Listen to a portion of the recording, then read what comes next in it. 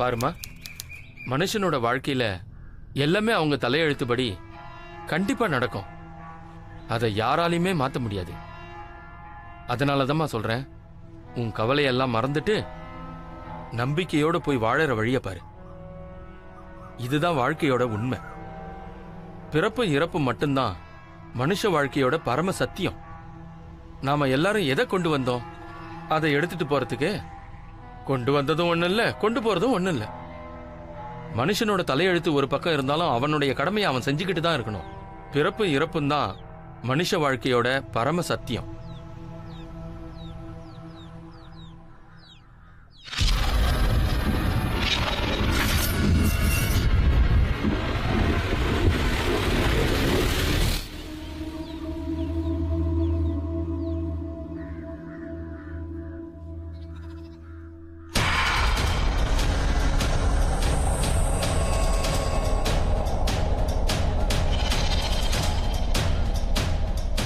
அந்த வெத்தலையெல்லாம் கொண்டு வாமா. சரிங்க சாமி.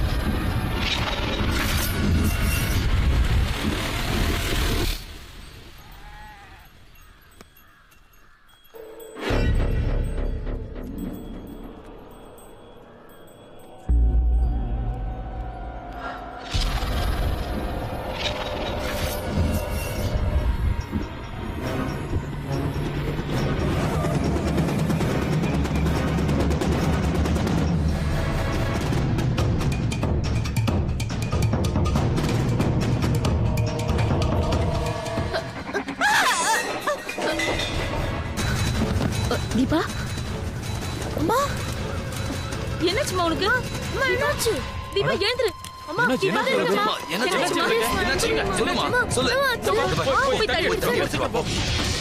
என்னாச்சுமா?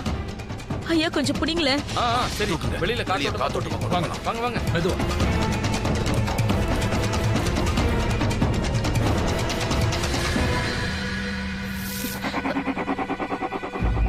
என்னாச்சு தீபா?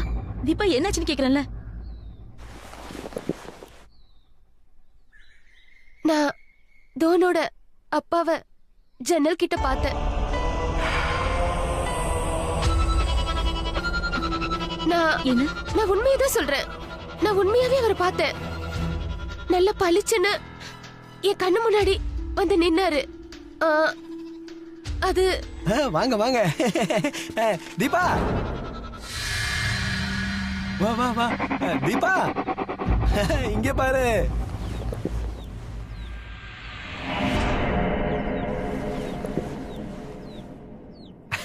யார் வந்திருக்காங்கன்னு பாருங்க. பாத்தீங்களா, ராஜேந்திரன் உயிரோட இருக்கான்.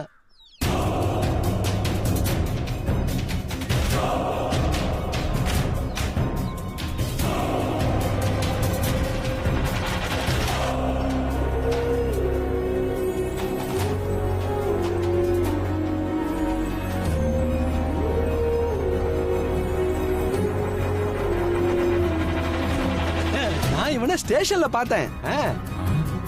அட ஏன் தொட்டு பாக்குற, உண்மையிலே நிஜமா நின்னுட்டு இருக்கான். வா வா நம்ம உள்ள போலாம். அட நகரங்கப்பா, முதல்ல உள்ள போவோம். நீ வாப்பா. என் சகோதரன் வந்துட்டான். ஒரு சின்ன பையன், கடுமையா உழைக்கிற கணவன். இதுதான் தீபாவோட சிறிய சந்தோஷமான உலகம். ஆனா 5 வருஷத்துக்கு முன்னாடி ஒரு நாள் அவங்க வாழ்க்கையே தலைகீழா மாறிடுச்சு. அன்னைக்கு அவங்களோட கணவர் வேலைக்கு கிளம்பி போனது என்னவோ உண்மைதான்.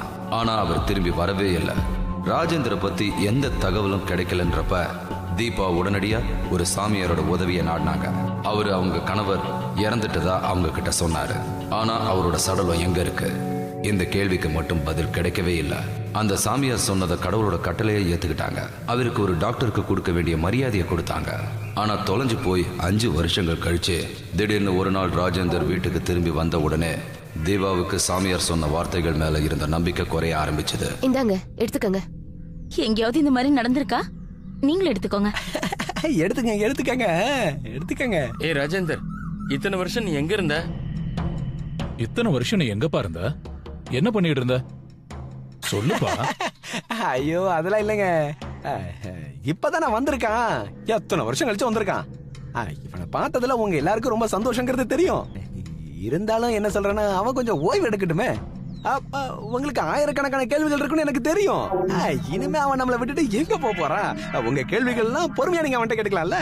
நீங்க சரியா தான் சொல்றீங்க. இவர் ரொம்ப டயர்டா இருப்பாரு. கொஞ்ச நாள் ஓய்வு எடுத்தா சரியாயிடும்.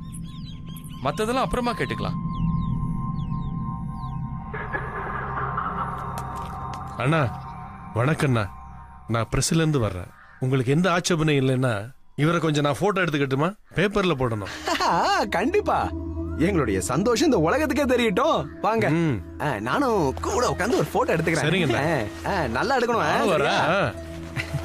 இருங்க நானும் வரேன்.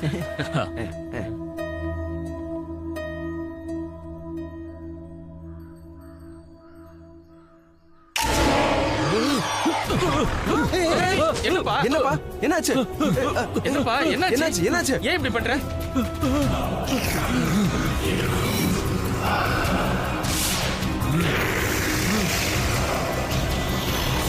என்னாச்சு? வா உட்காருமா. இங்க பாருங்க, இவருடைய உடம்பு கொஞ்சம் சரியில்லை. எதிர்க்க இவ்வளவு கும்பல் இருந்தா தலை சுத்தத்தானே செய்யும். யாரா இருந்தாலும் தலை சுத்தத்தானே செய்யும். நீங்களே போயிட்டு வாங்க. சரிங்கண்ணா. இப்ப நேரம் வேற ஆயிடுச்சு. நாங்கெல்லாம் கிளம்புறோம். வணக்கம். வாங்க போலாம்.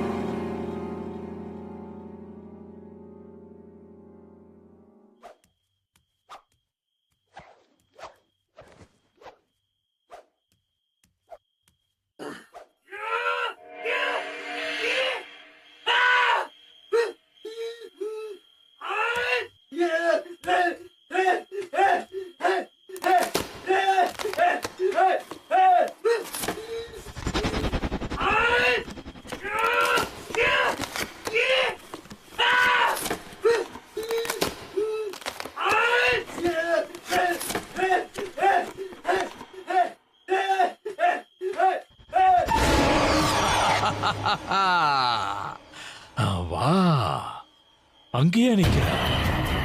வா, என் கிட்ட வா. உள்ள வா, என் பக்கத்துல வா.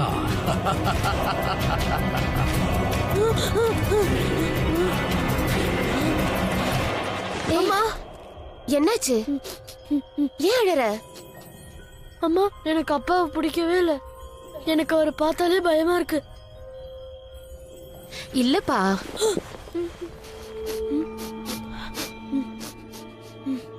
அக்கா நீங்க இவனை பாத்துக்கங்க.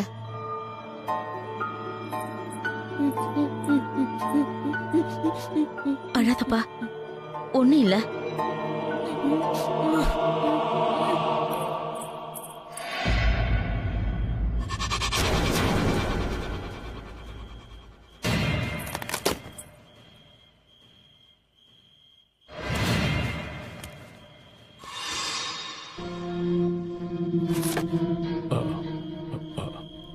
நான் தான் அதெல்லாம் உடைச்சேன். எல்லாம் பழசாயிருச்சுல, எல்லாம் ரிப்பேர் ஆயிடுச்சு.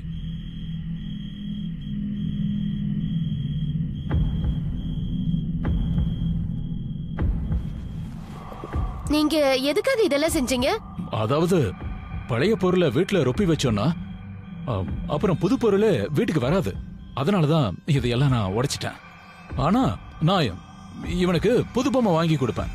நான் தோனுக்கு புது பொம்மைங்க வாங்கிட்டு வந்து கொடுப்பேன். தோன், நம்ம 2 பேரும் ஒன்னா போலாம். நம்ம புது பொம்மை வாங்கிட்டு வரலாம். அதுவும் இவனுக்கு பிடிச்சதான் வாங்கி தரேன்.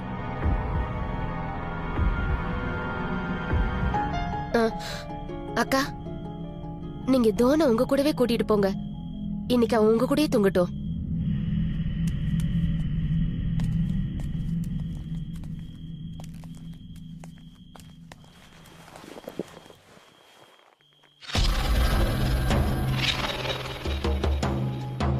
வா, அங்கேயே நிக்கிற. பயப்படாத, என் பக்கத்துல வா. வா, உட்காரு.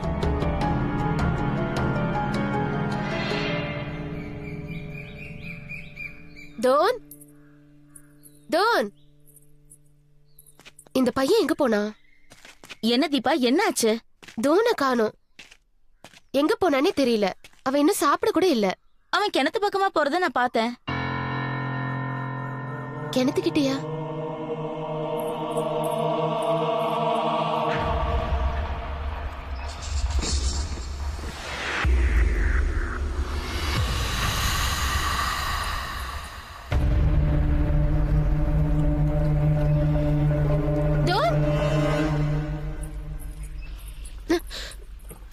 கிணத்துக்கிட்ட வராதேன்னு உன்கிட்ட எத்தனை தடவை சொல்லிருக்கேன்? நான் சொன்னது உனக்கு புரியவே இல்லையா? நீ நீங்க என்ன பண்ணிட்டு இருக்க? அம்மா, அப்பா உள்ள இருக்காரு, அவர் என்ன கூப்பிடுறாரு. என்னது? அட வா தோன், குதிச்சுடு, பயப்படாத.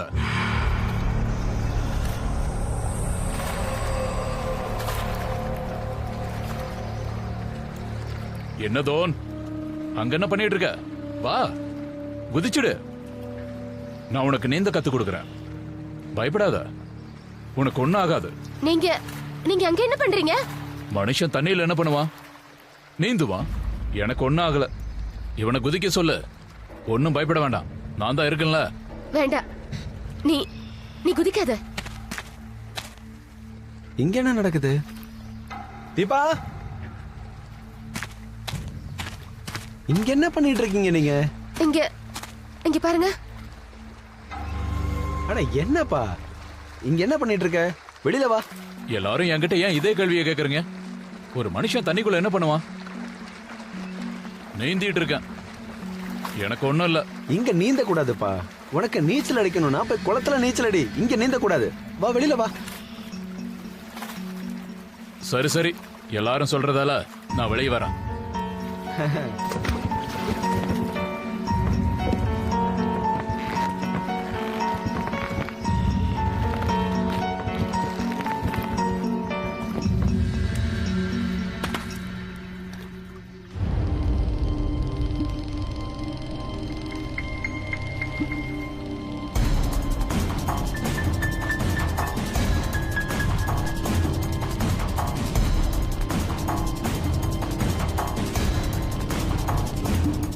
இன்னைக்கு நான் உனக்கு நீச்சல் சொல்லிக் கொடுக்கல, ஆனா அடுத்த முறை கண்டிப்பா சொல்லிக் கொடுப்பேன்.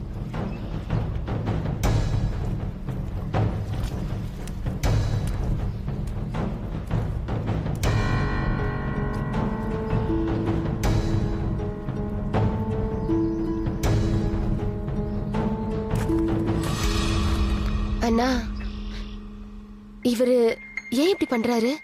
இவருக்கு மூளையில ஏதாவது பிரச்சனை இருக்குமோ? 5 வருஷம் கழிச்சு வந்திருக்கான் இல்லையா? இங்க பாரு, அவனுடைய மனைவியா லட்சணமா நீ அவனை பத்திரமா பாத்துக்க. அவன்கிட்ட மனசு விட்டு பேசு. நல்ல நல்ல விஷயங்களை அவனுக்கு ஞாபகப்படுத்து. இதெல்லாம் செய்யறதை விட்டுட்டு கண்ட கேள்வியில கேட்டுட்டு இருக்க. போய் போய் மூளையில பிரச்சனை இருக்குன்னு கேட்கலாமா? அந்த மாதிரிலாம் ஒண்ணும் இல்ல. அவன் நல்லா தான் இருக்கான். Okay.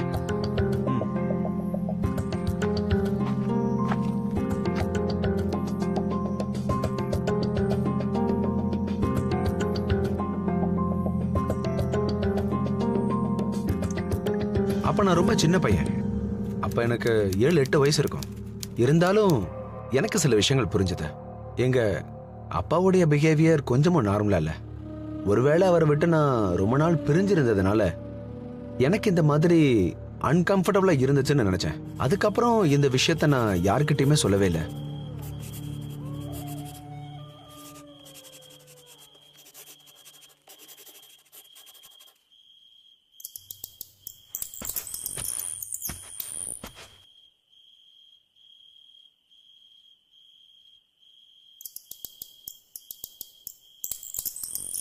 High high show show.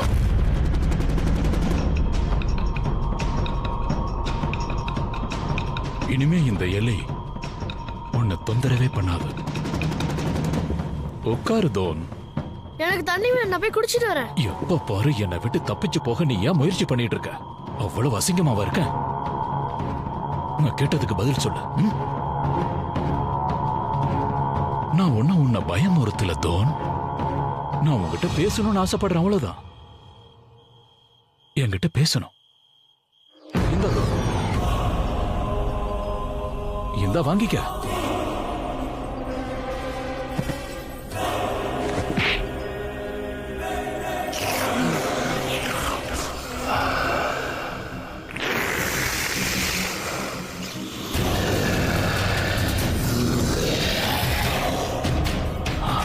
ரொம்ப கெட்டு போயிட்ட. அப்பாவுக்கு மரியாதை கொடுக்கறத நீ மறந்துட்ட. உனக்கு ஒண்ணு ஒன்னா சொல்லி கொடுத்தாகணும். இன்னைக்கு ராத்திரி ரொம்ப நல்லா இருக்குல்ல? இப்ப போய் நீந்தினா ரொம்ப நல்லா இருக்கும். இதுக்கு நீ என்ன சொல்ற?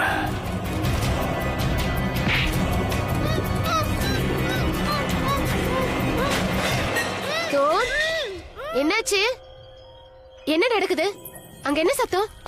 ஒண்ணுல உன் பையன் ஒரு இலைய பார்த்து பயந்துட்டான். நான் அதை கொன்னுட்டேன். அத அடிக்கும் போதுதான் கீழே விழுந்துருச்சு.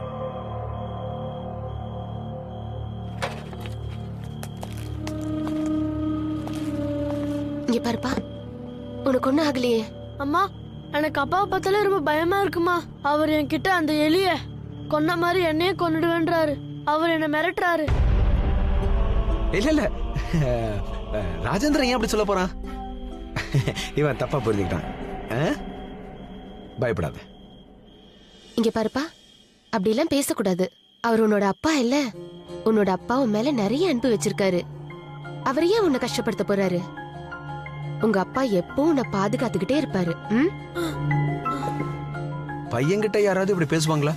நான் தான் அன்னைக்கு தப்பா புரிஞ்சுக்கிட்டேன்னு அன்னைக்கு எல்லாருமே சொன்னாங்க. இவன் சும்மா பொய் சொல்றான்னு சொன்னாங்க. அவங்களெல்லாம் நான் எப்படி நம்ப வைக்கிறது? நான் அப்ப ரொம்பவே பயந்து போயிருந்தேன். அவரோட என்ன நிறைவேறதுக்கு அவர் என்ன செய்வாருன்னு எனக்கு சுத்தமா தெரியவே இல்லை.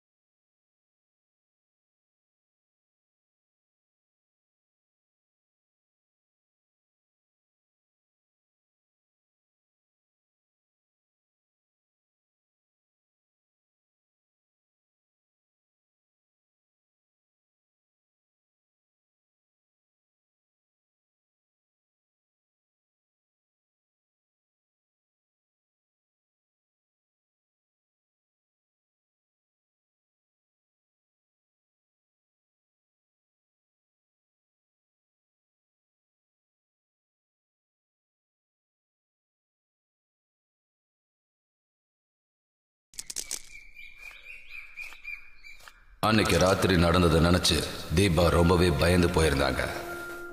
இதை பத்தி யோசனை செஞ்சு அவங்க ரொம்பவே குழம்பி போயிருந்தாங்க.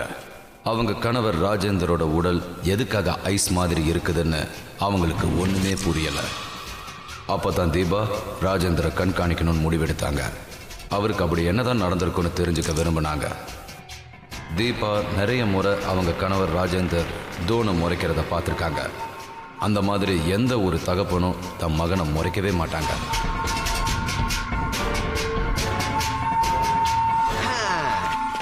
டேய் தம்பி, வாட சொல்ல வா வா வா வா. உனக்கு என்ன வாங்கிட்டு வந்திருக்கேன் பாத்தியா? அட பிரசாதமா? பிரசாதம் தான், எடுத்துக்க. ராஜேந்திரா, இந்தப்பா பிரசாதம் எடுத்துக்க. வேண்டாம் வேண்டாம், எனக்கு பிரசாதம் எல்லாம் வேண்டாம். அட பிரசாதம் வேணான்னு சொல்லக்கூடாது, காமாட்சி தேவியோட பிரசாதம். என் ஃப்ரெண்டு போயிருந்தான், அவன் தான் எடுத்துட்டு வந்திருந்தான். பிரசாதத்தை வேணான்னு சொன்னா தேவியை அலட்சியப்படுத்தின மாதிரி ஆயிடும். இந்த எடுத்துக்க. இல்ல வேணாம், அவ்வளவுதான்.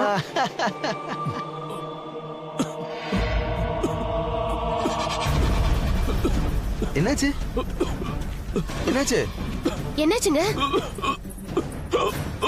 என்னப்பாச்சு? இருங்க, நான் தண்ணி கொண்டு வரேன். இவனுக்கு என்னாச்சு தெரியலையே.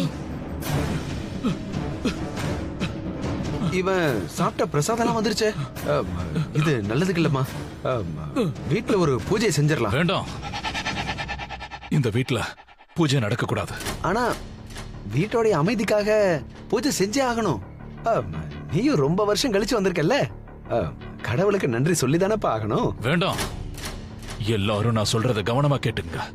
நான் இந்த வீட்டுல இருக்கிற வரைக்கும் இந்த வீட்டுல எந்த பூஜையும் நடக்காது. எதுக்கு? நீ எதுக்காக இவ்வளவு கோவப்படுற? நான் எதுவும் தப்பா சொல்லலையே ராஜேந்திரா. இன்னைக்கு வரைக்கும் நீ என்கிட்ட இந்த மாதிரி பேசினதே இல்லையே. ராஜேந்திரன், இந்தாங்க தண்ணி. இவருக்கு என்னாச்சு? ராஜேந்திரனுக்கு இன்னும் உடம்பு சரியில்லைன்னு நினைக்கிறேன். வாந்தி வேற எடுத்துட்டானே. டாக்டர்கிட்ட காமிச்சிடலாம்.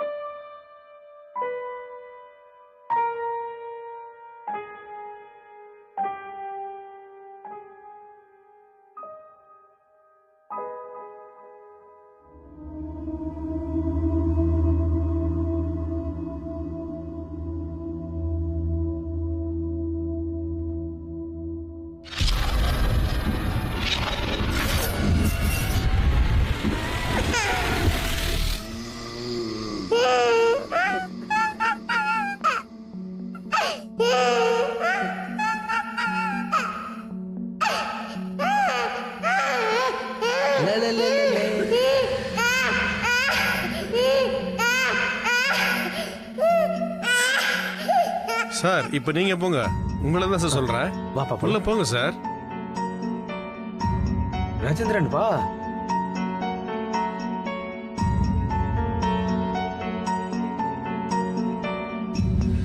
நீங்க இங்கே இருங்கம்மா.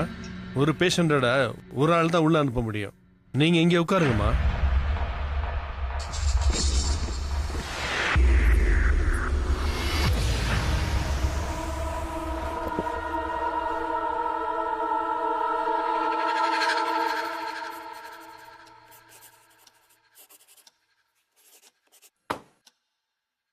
உங்க கேஸ் ரொம்ப சுவாரஸ்யமா இருக்கு. எனக்கு என்னவோ அம்னீஷியா மாதிரி இருக்கு. உங்களுக்கு ஏதாவது ஆக்சிடென்ட் ஆச்சா சொல்லுங்க. அதனால உங்களுக்கு பழசெல்லாம் மறந்து போச்சா? இல்ல, அந்த மாதிரி எல்லாம் எதுவும் இல்ல. ஒருவேளை உங்களுக்கு அந்த சம்பவம் ஞாபகம் இல்லையோ என்னமோ. இருந்தாலும் உங்களுக்கு எல்லாரையும் அடையாளம் தெரியுதுல? டாக்டர் முன்ன மாதிரியே தான் இருக்கான். இல்லையே, இது ஒரு ரேர் கேஸ் மாதிரி இல்ல இருக்கு. இவருக்கு இந்த 5 வருஷத்துல என்னாச்சுன்னு ஞாபகமே இல்லையே. ஆனா மீதி எல்லாம் ஞாபகம் இருக்குன்றாரு. சரி, அப்படி போய் டேபிள்ல படுங்க. நான் இப்ப உங்களை தரவா செக் பண்ணிடுறேன். வாங்க வாங்க. இந்த வரோம் சார். வா.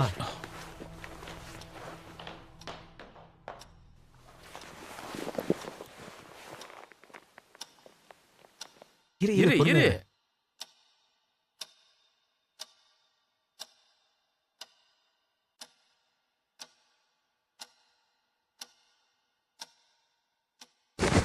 எதுக்கும் பயப்படாத. நான் உன்னுடைய பல்ஸ் மட்டும் தான் செக் பண்ண போறேன்.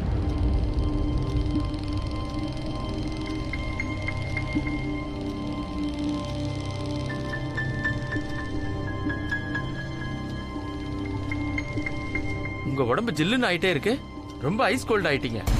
இவ்ளோ கம்மி டெம்பரேச்சர் நான் இது வரைக்கும் பார்த்ததே இல்ல. உனக்கு ஏதோ பெரிய ப்ராப்ளம் இருக்கிற மாதிரி தோணுது. சரி இரு,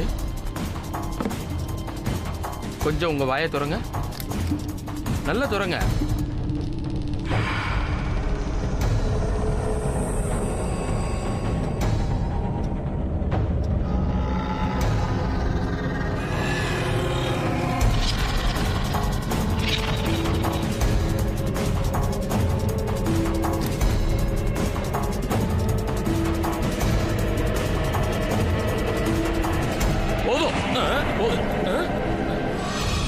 என்ன நீ தொடாத, போதும்.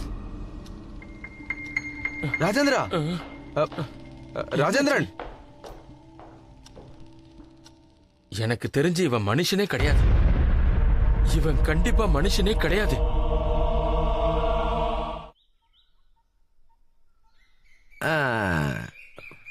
மென்டல் ப்ராப்ளம்னு நான் நினைக்கிறேன். டாக்டருக்கே ஒண்ணுமே புரியல, என்னவா இருக்குன்னு என்கிட்டயே கேக்குறாரு. சரி, நம்ம ஒரு வேலை பண்ணலாம். ராஜேந்திரனை நம்ம வெளியூர் கூட்டிட்டு போலாம். ஏன்னா வெளியூர்ல வைத்தியம் நல்லா பார்ப்பாங்க. எங்க கூட்டிட்டு போனாலும் ஒரு பிரயோஜனமும் இல்ல. எவ்வளவு தூரம்? அங்க உள்ள டாக்டர்ஸால கூட ஒண்ணும் பண்ண முடியலனா? நான் சொல்றத கொஞ்சம் கேளுங்க. டாக்டர் கிட்ட கூட்டிட்டு போறதெல்லாம் வேண்டாம். பேசாம இவரை நம்ம சாமியார் கிட்ட கூட்டிட்டு போய் காமிக்கலாம். ஆனா சாமியார் என்ன பண்ணுவாரு? வணக்கம் நித்ய பாபண்ணா. வணக்கம். வாங்க வாங்க வாங்க வாங்க, உட்காருங்க. இல்ல ரொம்ப நன்றி. நான் இங்கேயே நின்னுக்கிறேன். உங்கள்ட்ட ராஜேந்திரோட வேற போட்டோ இருக்கா? போட்டோ? ஏன், என்னாச்சு? அன்னைக்கு நீங்க எடுத்தீங்கல்ல, எங்க எல்லாரையுமே எடுத்தீங்களே? ஆமா, அன்னைக்கு எடுத்தேன். ஆனா அந்த போட்டோ கொஞ்சம் கூட சரியாவே வரல. நான் அதை டெவலப் பண்ணனா அது கெட்டே போச்சு. இங்க பாருங்க.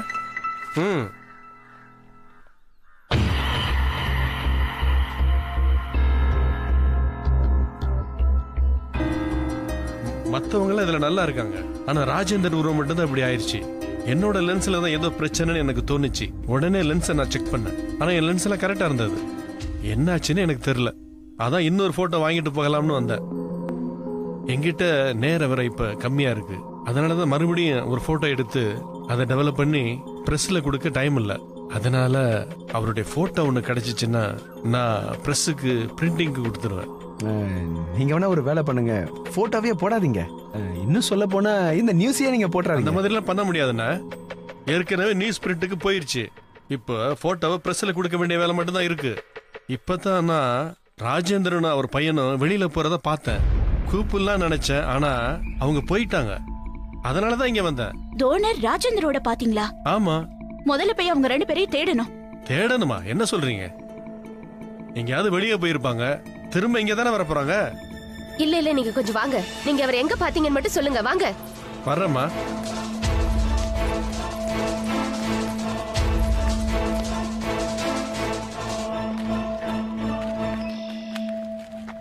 இந்த பையன் எங்க போனானே தெரியலையே. ராஜேந்திரன் ஒரு பையனும் இந்த பக்கம் போறதான் நான் பார்த்தேன்.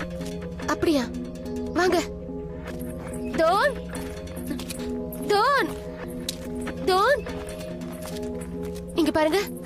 நீங்க ராஜேந்திரன் தோனி எங்கேயாவது பாத்தீங்களா? இல்லையே. எங்க போயிருப்பாங்க? வாங்க.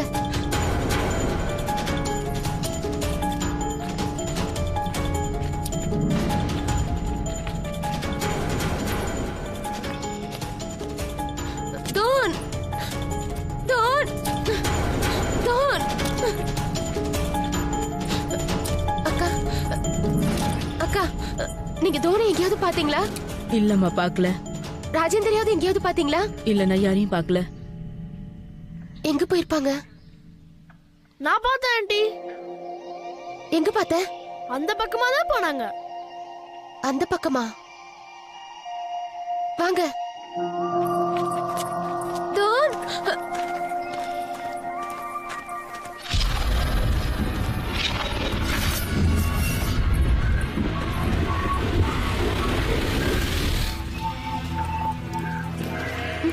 என்னங்க?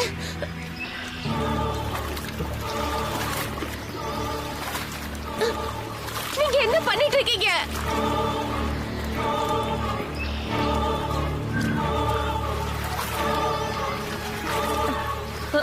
டோன் எங்க? மா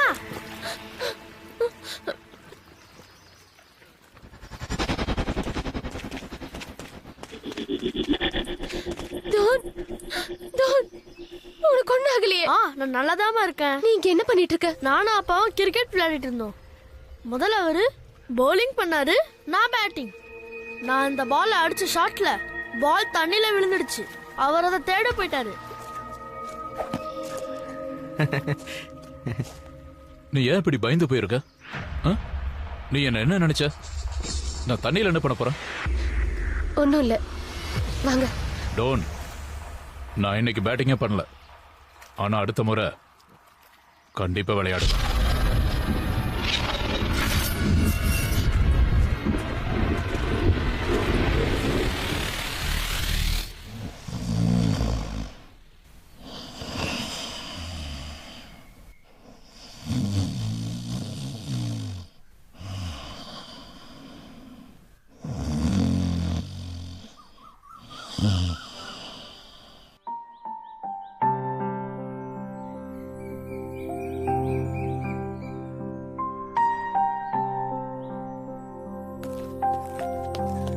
அண்ணா ஒரு நிமிஷம்.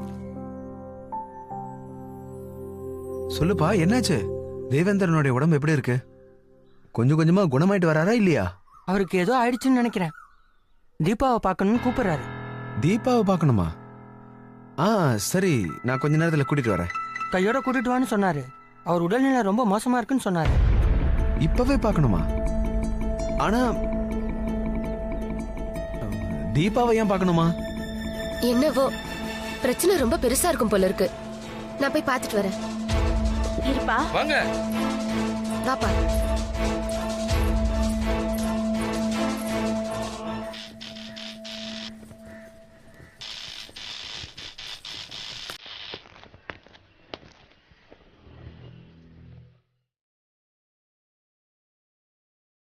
தீபா வந்துட்டா.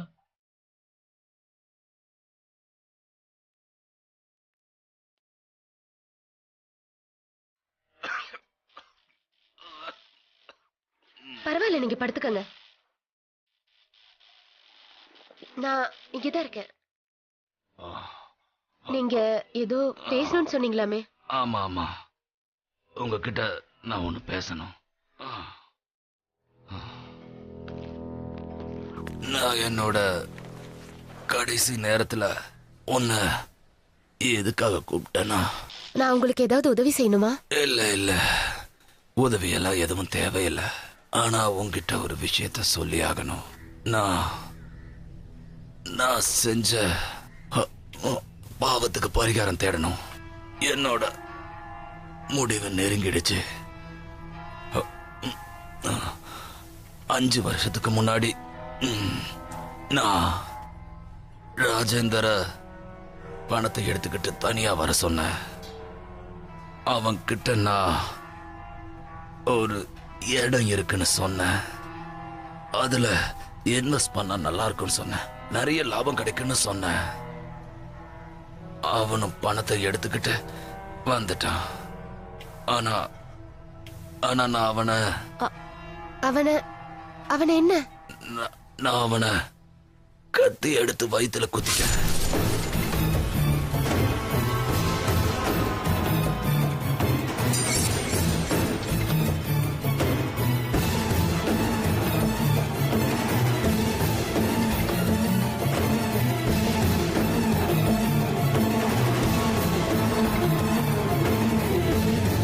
அது மட்டும் இல்லாம அவன் இறந்துட்டானான்னு நான் உறுதியை செஞ்சுக்கிட்டேன்.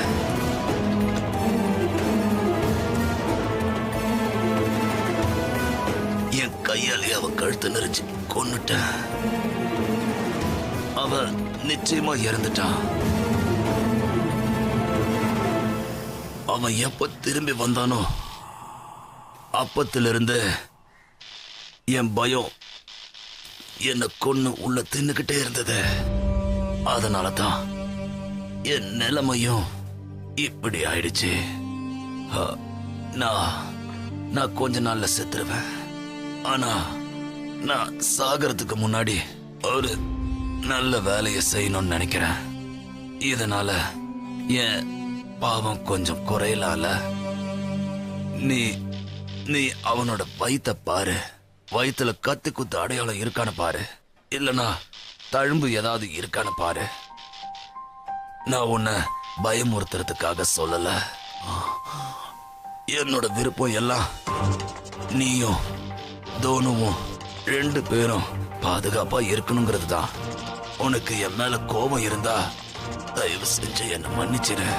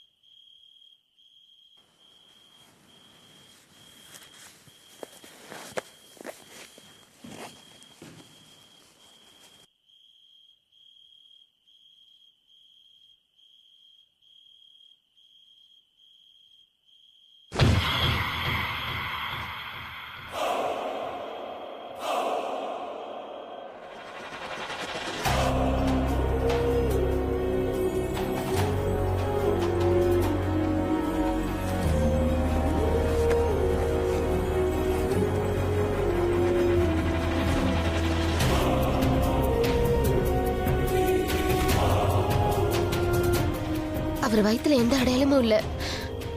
அப்படி பார்த்தா அவர் என் கணவரே இல்ல. எதுக்கும் இன்னொரு தடவை பாக்குறேன்.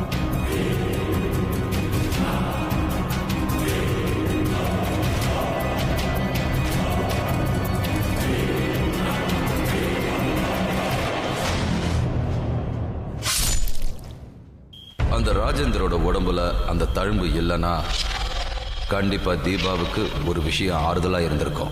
அது அந்த நபர் அவங்களோட கணவர் இல்லைன்றது தான். ஆனா அந்த தழும்பை பார்த்த உடனே இவங்க நம்பிட்டாங்க. பயத்துல அவங்க உடல்நிலை ரொம்ப மோசமா இருந்தது. அவங்க கிட்ட வேற எந்த பதிலும் இல்லை. அந்த சாமியார் தான் அவங்களுக்கு உதவணும்னு அவரை நம்பிக்கிட்டு இருந்தாங்க. அவங்க கணவருக்கு என்ன ஆச்சுன்னு அவரால் மட்டும்தான் சொல்ல முடியும்.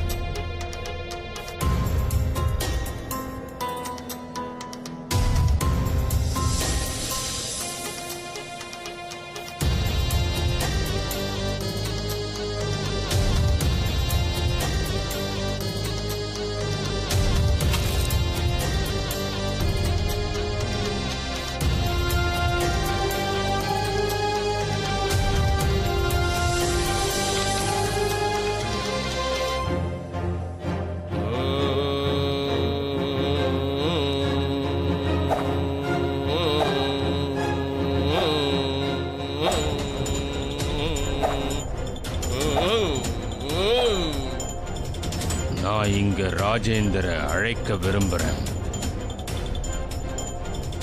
ராஜேந்திர குப்தா, நீ இந்த கிராமத்தை சேர்ந்தவன் தானே? இந்த ராஜேந்திர குப்தாவை யாராவது என்கிட்ட கொண்டு வந்து சேர்க்க முடியுமா? எந்த ஆத்மாவாலையும் அவனை இப்ப என்கிட்ட கொண்டு வந்து சேர்க்க முடியுமா?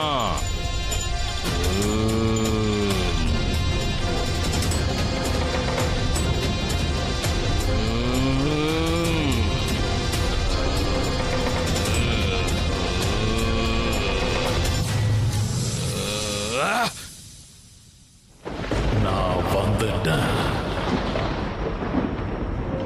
என்கிட்ட நீங்க என்ன விரும்புறீங்க?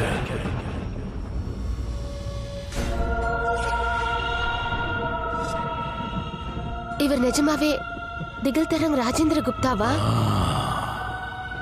நான் தான் அது. நீங்க இங்க இருக்கீங்கன்னா அப்போ வீட்ல இருக்கிறது யாரு? என்னோட உடம்பு மட்டும்தான். என் ஆத்மா எங்கதான் இருக்கு. எனக்கு முக்தி வேணும். அப்படின்னா என்ன 5 வருஷத்துக்கு முன்னாடி கொன்னுட்டாங்க. ஆனா என்னோட இறுதி சடங்கு நடக்கவே இல்லை. என்னோட உடம்பு தப்பானவங்க கையில போய் மாட்டிக்கிச்சு. 5 வருஷமா என்னோட உடம்பு இங்க அங்கன்னு அலைஞ்சுகிட்டே இருக்கு. எனக்கு இப்ப முக்தி வேணும். அப்படின்னா உங்க உடம்புல இருக்கிறது யாரு? யாருக்கு நீங்க கட்டுப்பட்டு இருக்கீங்க?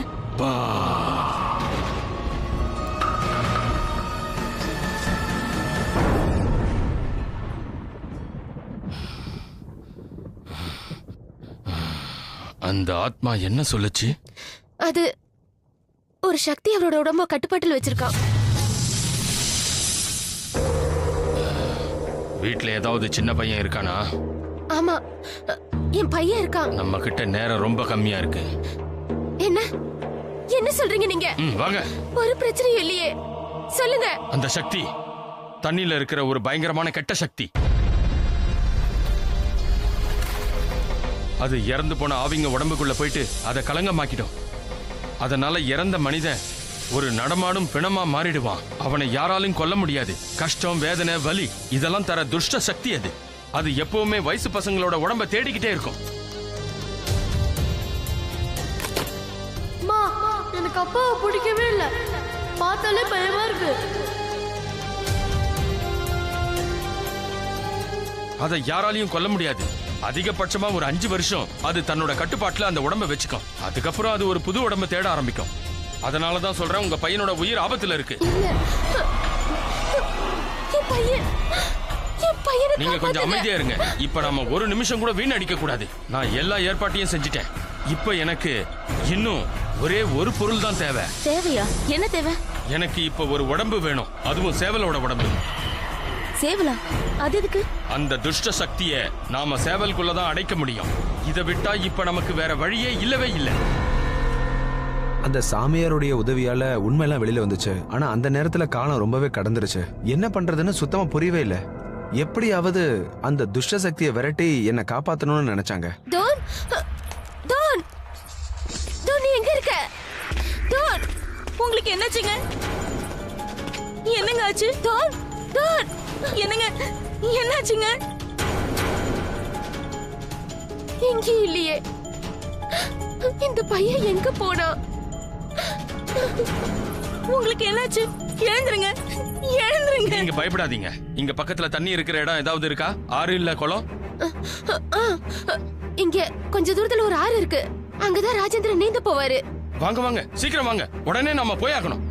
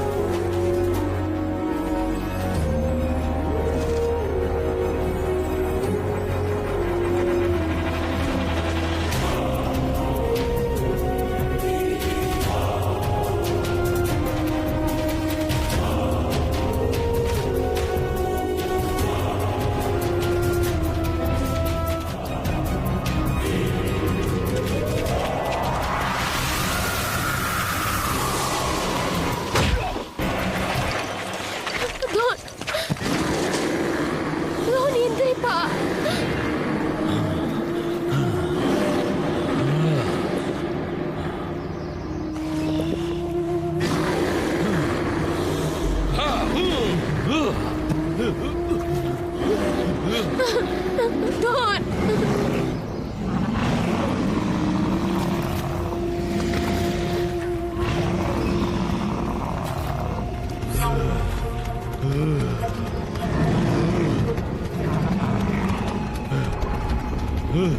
என்ன இந்த உடம்பை விட்டு போக சொல்லி கட்டாயப்படுத்த முடியாது. இந்த உடம்பு என்னோடது. இந்த உடம்பை விட்டு நான் போக மாட்டேன். நான் போக மாட்டேன். நான் போக மாட்டேன்.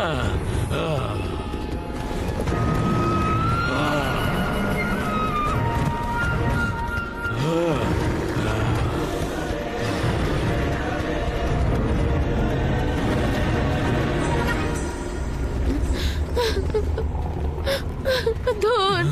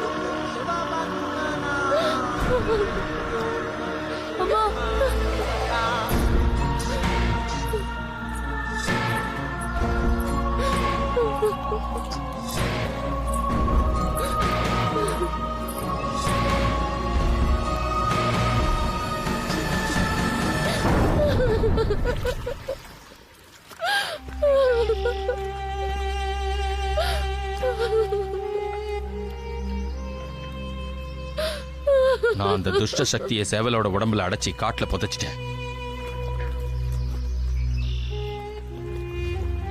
5 வருஷமா இந்த உடம்புல இருந்திருக்கு. இதுக்கு இந்த தண்டனை தேவைதான். எல்லாம் சரியாயிடும்.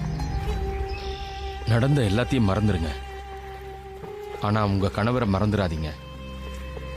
உடம்பு செத்துரும், மண்ணோட மண்ணா கலந்துரும், ஆத்மா அப்படியே தான் இருக்கும். இப்ப உன் கணவரோட ஈம சடங்குகளை விதிமுறைப்படி செய்யுங்க. அப்பதான் அவரோட ஆத்மா முக்தி அடையும்.